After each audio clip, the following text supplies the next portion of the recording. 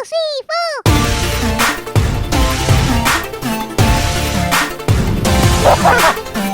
how we do it down here. Well, fellas. Y'all asked for it, so we finally got it.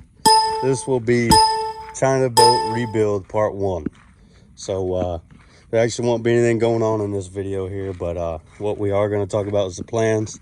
I want to get y'all's feedback, maybe y'all's input. So, we're in this one together, guys. My plans for it, I'm going to go ahead and tell you what I wanted to do, and then you guys can leave in the comments what we're going to do. But, white everything out like the golf cart. Maydog was kind enough to sell this to me. So we're going to take this motor, put it in here since this one's pretty much shot. Now, these motors aren't that good. This motor is about, I don't know, 4 months old. It might have a good 10 rides on it, 10 good hard rides, and that's it. These are not meant to go in water, fellas. So that's why I even made this one to where it could float and everything, and it's still absolutely terrible design. But I don't know what you expect for a Chinese $350 motor with the transmission in it. So anyways, I got it to where the water was only hitting about right here with me on it and this whole thing floating, which barely hits the stator, by the way. Barely hit the stator. It'd be a little bit over that middle circle, that silver middle circle there. So it was still getting plenty of spark. And when you dielectric grease that spark plug, they run underwater okay. I snorkeled it, everything. After time, though, these are not meant to be in water. So this motor here runs. So we're going to take this motor out regardless and put it in that one. By the way, this one also has the 10 tooth. That one has the 12. So we are going to be lower gearing a little bit, which I wanted to do. And unfortunately, guys, this is going to stay out of water, this one. This will be a mud bike and a strictly ride around bike and a little show bike. So plans here is we're going to sand all the body down. We're going to paint it white. I'm going to fix all this plastic here. I got some stuff to fix that. We'll sand it all down. Lose the back rack. The frame, taking the whole four-wheeler apart. The frame here, I'm going to go ahead and get that painted in brown, sparkly brown, metallic brown, whatever you want to call it. And we're going to go through the whole wiring harness and dielectric grease every single plug. And we're going to leave the halos. We're going to leave the headlights.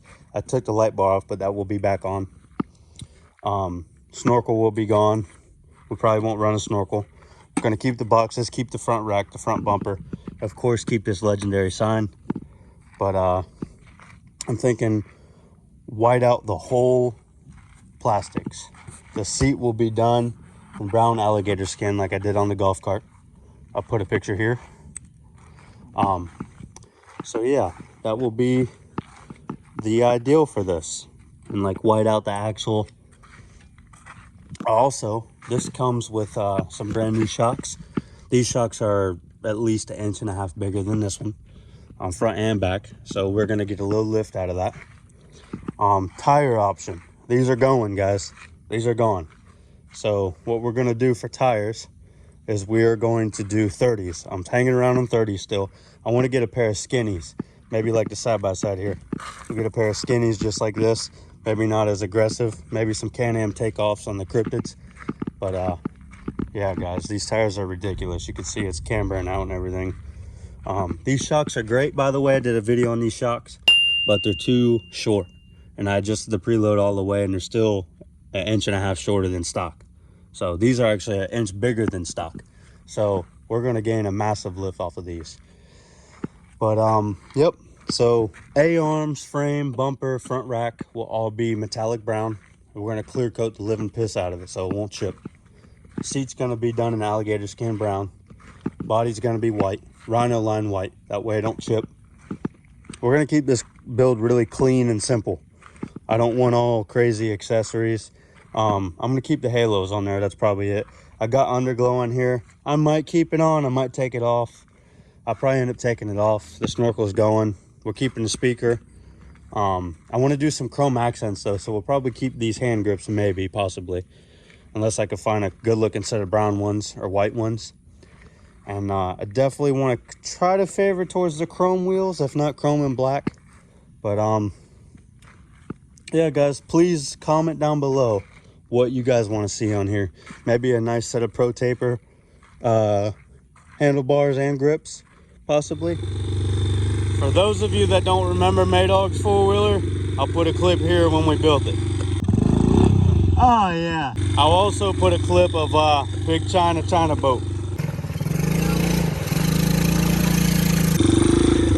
I wanted to show you guys this thing does ride good. The motor. If you guys are asking why I'm not just building this frame up, it's because the plastics are cracked, the wheel bearings are shot, and the whole frame is just pretty much trash on this one. Me and Maydog has tried for hours trying to fix this frame. It's a poor design, and I'll show you guys what I'm talking about when I get off. What is a hogs video without doing a little mud hogging for y'all?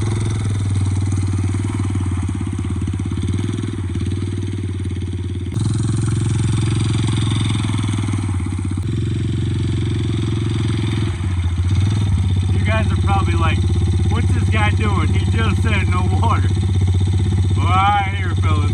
We're going about a foot deep of water with the China boat to rebuild, and that's it. Well, hill climb too for y'all. Oh no, we can do better than that.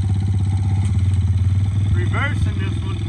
The other one had reverse too, but the 90 don't. I'm not used to it.